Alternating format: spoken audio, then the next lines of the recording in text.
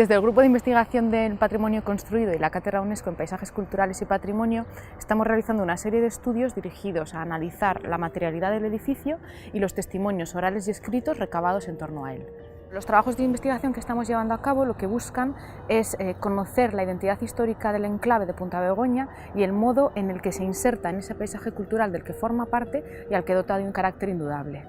Esta contextualización lo que nos ha permitido es llegar a comprender el verdadero porqué de la construcción de las Galerías Punta Begoña y para qué uso se destinaron, ¿no? Que tiene mucho que ver con la propia personalidad del propietario de las mismas. Pero también nos ha permitido identificar o hemos podido determinar cuáles han sido las influencias y los precedentes y que influyeron a la hora de decidir la decoración, el diseño o la tecnología aplicada, y que nos recuerda o que nos lleva al modernismo catalán, a las innovaciones que se estaban desarrollando en Chicago o a las modas de la época, al gusto por esas decoraciones árabes que traían del norte de África o de Andalucía. También nos ha permitido conocer cuestiones más concretas, como por ejemplo cuál era el diseño realmente ejecutado de las carpinterías que cerraban el salón hacia el mar. Los estudios realizados desde el punto de vista arqueológico lo que han permitido, lo que hemos conseguido es identificar las construcciones que responden a realidades históricas anteriores a la del momento de ejecución de las propias galerías, de ese 1921. Que habla de esos muros de contención o muretes de parcela o restos de edificaciones anteriores que se aprovecharon en este momento de la construcción para construir las galerías y que además permiten entender algunas de las lesiones que nos encontramos hoy en día. Lo que pretendemos con los trabajos más puramente arquitectónicos es conocer el estado de la estructura para poder valorar la estabilidad del edificio. En ese sentido, lo que pretendemos es determinar qué intervenciones son prioritarias en pos de esa estabilidad, minimizar las acciones que se realicen al dirigirlas a los resultados y datos concretos que hemos ido obteniendo y calendarizar todas estas intervenciones para que se puedan coordinar con la labor de socialización y apertura del espacio al público. No hemos querido reducir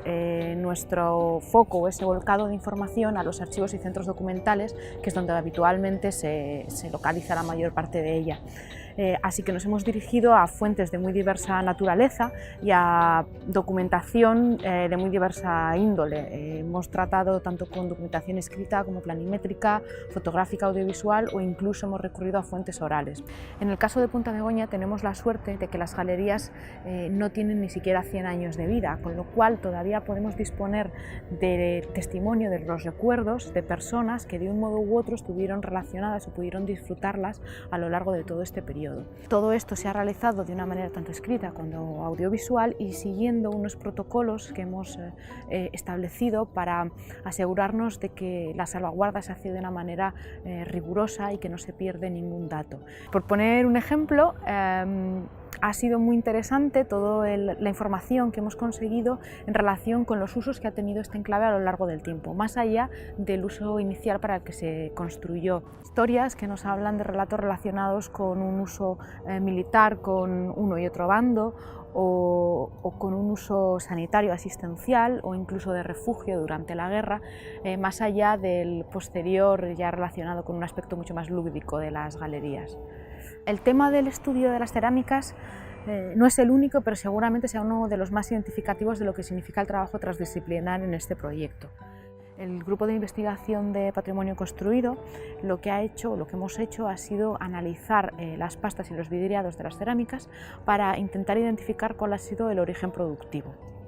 es decir, el lugar donde se fabricaron. Esa fábrica sevillana cuya empresa, la empresa a la que pertenece, todavía se encuentra en activo. Pero también hemos conseguido recabar datos de cuál ha sido todo ese proceso de fabricación, que incluye pues, el identificar las arcillas que se emplearon, los aditivos que se echaron a la hora de fabricarlas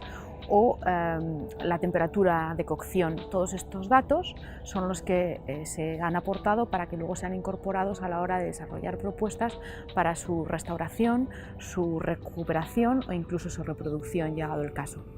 Al final, lo que es la investigación histórica lo que está haciendo es intentar generar un marco transversal de información que pueda servir de apoyo y de guía para el resto de estudios que se están desarrollando en todo el conjunto, de cara a que las intervenciones que se propongan sean rigurosas también con la propia historia de lo que aquí pasó y del edificio.